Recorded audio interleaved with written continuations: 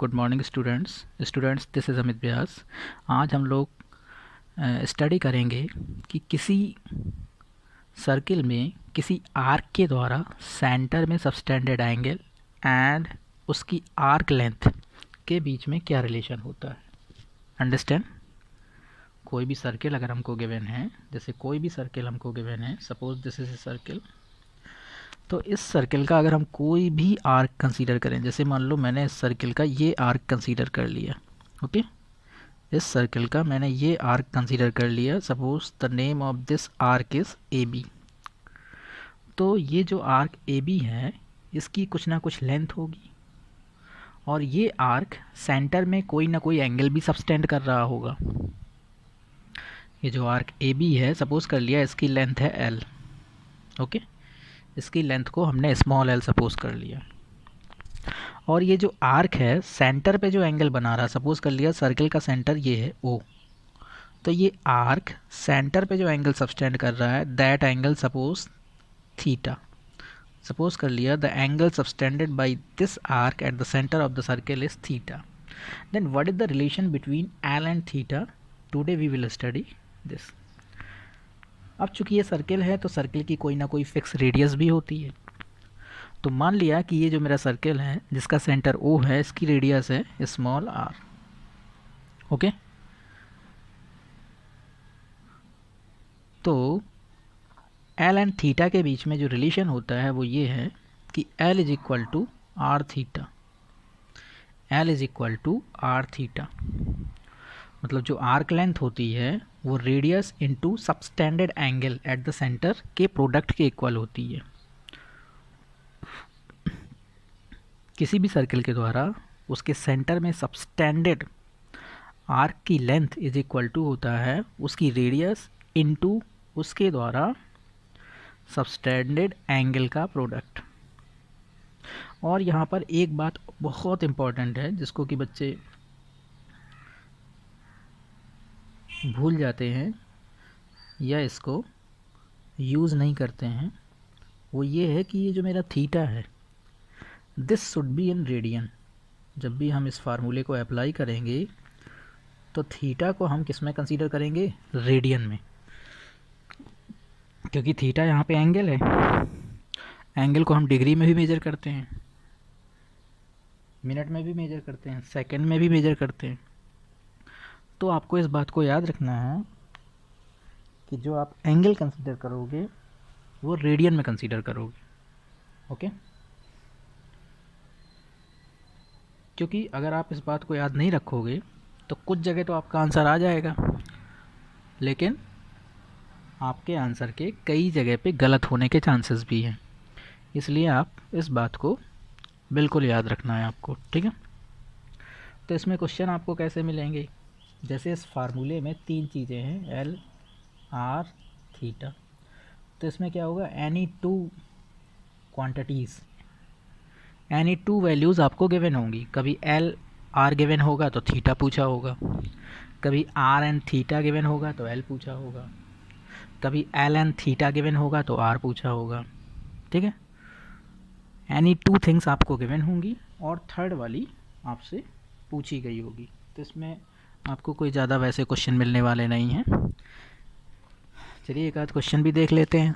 Question ये है कि सपोज़ मेरे पास एक कोई सर्किल है, ओके, और इस सर्किल का कोई एक आर्क है, इस सर्किल का कोई भी एक रैंडमली आर्क है, वो सर्किल के सेंटर में 80 डिग्री का एंगल सबटेंड कर रहा है। सर्किल के सेंटर में 80 डिग्री का एंगल सबटेंड कर रहा है और इस सर्किल की जो रेडियस है वो भी हमको गिवन है, वो गिवन है कि 4 सेंटीमीटर। तो हमें ये आर्क लेंथ बतानी है कि वो जो आर्क रहा होगा उसकी लेंथ क्या रही होगी। तो सपोज़ कर लो आर्क लेंथ इज़ एल। तो हमने अभी अभी पढ़ा एल इज इक्वल टू किसके इक्वल होता है? आर थीटा के इक्वल होता है। एल यहाँ पे हमको निकालना है, तो L is equal to R की वैल्यू 4 सेंटीमीटर इंटू थीटा की वैल्यू 80 डिग्री है, लेकिन हम डिग्री में यूज़ नहीं करेंगे, किस में यूज़ करेंगे? रेडियन में। तो अगर डिग्री को रेडियन में कन्वर्ट करना है तो किसका मल्टीप्लाई किया जाता है? पाई अपॉन 180 का मल्टीप्लाई किया जाता है। तो अब ये रेडियन में कन्वर्ट हो गया।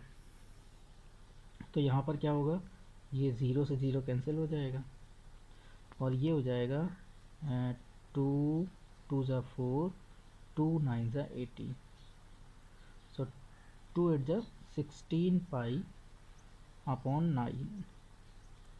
अब इसको पाई की वैल्यू क्या होती है 22/7, तो 16/9 इंटू 22/7, और इसको हम सॉल्व करेंगे तो जो भी हमारा डेसिमल में आएगा वो हमारा आर्क की लेंथ हो जाएगी।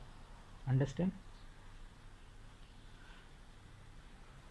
तो ये तो आप सॉल्व कर ही लोगे, इसको मैं सॉल्व नहीं करूँगा, आप लोग स्वयं इसको सॉल्व कर लीजिएगा। ठीक है, अंडरस्टैंड? तो सभी के बात समझ में आ गई। यहाँ पर क्या था, आर गिवन था, थीटा गिवन था, एल पूछा था। हो सकता है एल गिवन हो, आर गिवन हो, थीटा पूछ लिया गया हो आपसे, ऐसा भी हो सकता है। अंडरस्टैंड? तो इसमें कुछ ज़्यादा नहीं है, इसलिए बस आप केवल ये याद रखिए कि ये एक इम्पॉर्टेंट रिलेशन है, L is equal to are theta, where L क्या है, length of the arc, R is the radius of the circle. जिस आर्क की बात की जा रही है वो किसी सर्किल का ही तो आर्क होगा, तो उसकी radius, and this is angle subtended by that arc. इन तीनों के बीच में ये रिलेशन होता है, L is equal to are theta. Understand? और एक बात और इम्पोर्टेंट, कई बार आपसे ये बोलेगा कि सर्किल जो है, जो हमारा सर्किल है, इसका जैसे हम यहाँ पर जैसे मान लिया ये इसका आर्क पी क्यू है, तो पी क्यू के द्वारा सबटेंडेड एंगल मान लिया एल्फा है। क्या है? एल्फा।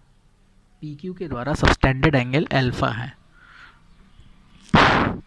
तो मैं ये भी तो बोल सकता हूँ, क्योंकि कोई भी आर्क है उसकी एक करस्पॉन्डिंग कॉर्ड होती है, तो पी क्यू जो मेरा आर्क है उसके करस्पॉन्डिंग ये क्या है, एक कॉर्ड है।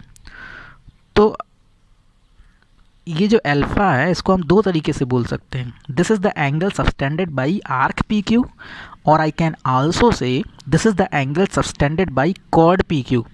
तो कई बार वो आर्क का नाम यूज़ ना करके कॉर्ड के द्वारा सबटेंडेड एंगल दे देता है, तब भी हमको यही यूज़ करना है। आप कंफ्यूज मत हो जाना कि यहाँ तो कॉर्ड के द्वारा सबटेंडेड एंगल है, जो आर्क के द्वारा सबटेंडेड एंगल होगा वही करस्पॉन्डिंग कॉर्ड के द्वारा भी सबटेंडेड एंगल होगा। अंडरस्टैंड? सभी के समझ में आ गया? जैसे मान लिया यही हमारा क्वेश्चन है, एक सर्किल है, ओके, और इसकी एक कॉर्ड है ए बी, इसकी एक कॉर्ड है ए बी। ए बी जो है सेंटर में 30 डिग्री का एंगल सबटेंड कर रही है। ए बी जो कॉर्ड है वो सेंटर में 30 डिग्री का एंगल सबटेंड कर रही है, और ए बी के करस्पॉन्डिंग जो आर्क है उसकी लेंथ है 10 सेंटीमीटर। ए बी के करस्पॉन्डिंग जो आर्क है उसकी लेंथ है 10 सेंटीमीटर। देन हमको इस सर्किल की रेडियस कैलकुलेट करके बतानी है कि क्या होगी। तो सपोज कर लिया रेडियस आर है, तो हम लोग जानते हैं कि एल इज इक्वल टू किसके होता है, आर थीटा के इक्वल होता है कि नहीं।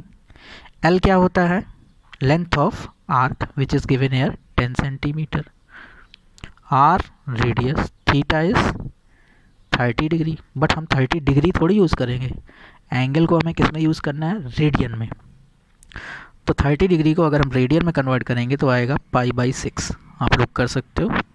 सो आर इज इक्वल टू मेरा हो जाएगा क्रॉस मल्टीप्लाई 60/π। सो इसको मैं लिख सकता हूँ 60/π की वैल्यू 22/7, सो 420/22। अंडरस्टैंड? तो इस टाइप से हमारा 420/22 आ गया। इसको जब हम